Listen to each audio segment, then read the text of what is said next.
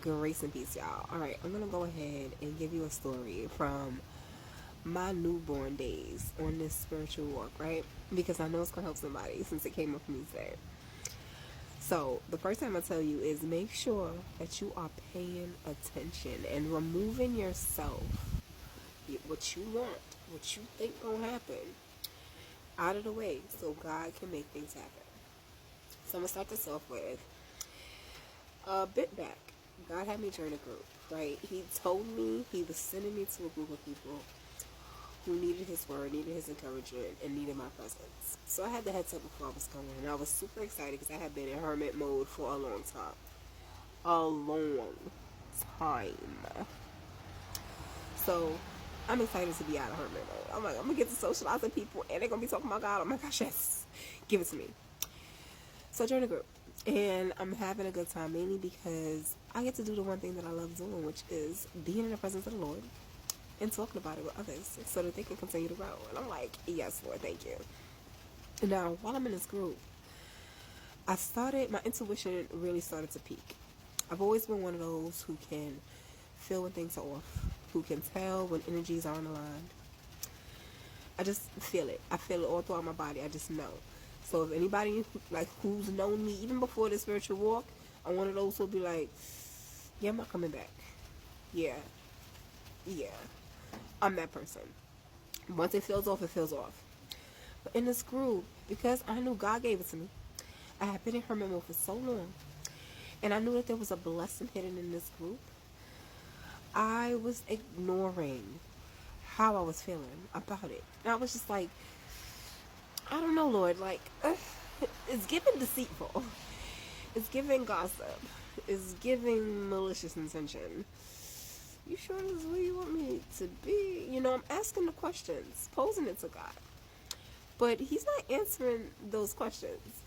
If you've ever had a conversation with a person where you talk about one thing and then you segue into something you want to know, but they never answer the question, that's how I was feeling. Where it was like, you know, I'm gonna start doing this my spiritual walk. I definitely gonna change my diet. You know what? I think I should change being in this group. Yeah, you should definitely change your diet. But what about the group? But what about the group? What about the group? So he wasn't answering me when it came to, do I need to stay in this group? Like, is there something going on? What's going on, guys? Show me something. I'm gonna stick it out a little longer. In the middle of one of these group sessions, God literally revealed to me everything that I was feeling. The intentions, the things that were being said behind my back, and why I was feeling off. And do you know what that's like? To be sitting there in the presence and all of a sudden you just getting visions and no, most of y'all don't know what that's like. But that's what it was like. I literally could not hold back my tears. And that was the last day I showed up for that group. Now, I sat back and I was like, you know what? I'm taking it to God. I'm going to take it to you again and we're going to sit down and I'm going to wait until I get some sort of understanding. Because I was asking, I think for months, what's going on with this group and is this where I'm supposed to be? So I asked, you know, why would you send me to a group where all of this was going on and not tell me to leave? And while I was sitting in meditation, this is my first time asking a question that way. And while I was sitting there in meditation, the only thing I heard was, now that's the question, isn't it? So I had to start thinking, so what was the real purpose of me being in this position? So let me tell you, so while I thought I was going into this group because God had blessed me with people who were now going to be my soul tribe, he had blessed me with a position to move forward and to also help others, and I was excited to do so. This was also a lesson that was hidden and embedded in this to let me know that yes, I'm going to send you to spaces and places where you are needed, but I'm gonna need you Jen, you, to be able to discern whether or not you are supposed to remain, because he's not going to tell me to leave, because I do have free will. So when he told me, hey, yeah, you're going to go there, and I had free will walking in, I had to also remember I had free will walking out. So while I'm sitting there, and I want to use the word enduring what I was feeling off of this group, God wanted to see just how long I was going to sit there and continue to allow it to go on. I knew better, but because it was a gift God gave me, I thought I'm going to stay through it. And the truth was, I was never supposed to. All of this is to show you how you're going to walk into spaces and places that God is going to show you you need to be in. Places because you carry the presence of God. You carry His light. You're going to take Him in spaces and places that people think He lives in. And you're going to show the truth. Now, by allowing Him access to places that people think He's already present in, you now give a bird's eye view of what's really going on. Now, when He tells you to move, gives you the signs through your body, your intuition, your discernment. When He gives it to you, it is up to you to make the move. Now, He gave me the sign. He probably was giving me the sign for about a month. But He gave me a sign that I could not lie to myself about.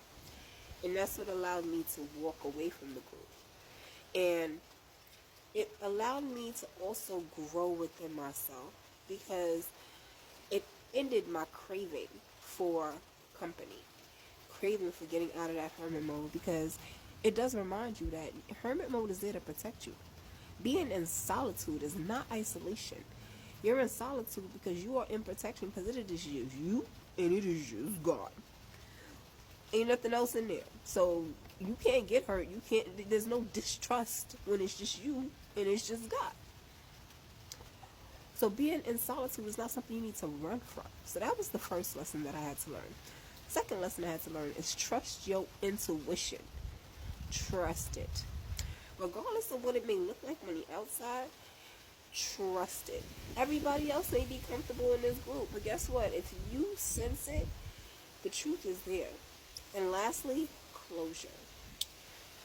The world teaches you that closure should feel good, that it has to fit in the palm of your hand nicely. A lot of times, closure is going to be you knowing what you know and walking away. Never having proof, but knowing what you know and walking away. I never had proof that I was talked about in the group. I felt it.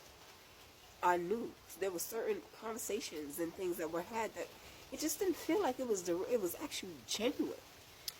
I knew, and I knew enough to back up. Now, the whole point again, let God lead. Try to pull yourself out of what you think is there for you, because 9 times out of 10 you'll be wrong until you and God are on that same page. And that's what it took for me and God to be on the same page.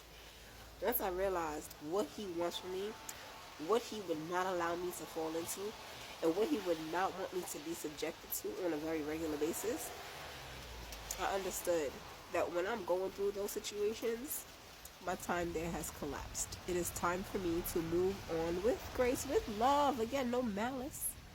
But it is time to move on. And don't run from that feeling. Trust yourself, trust God, and trust the process. Love and light, y'all. And peace.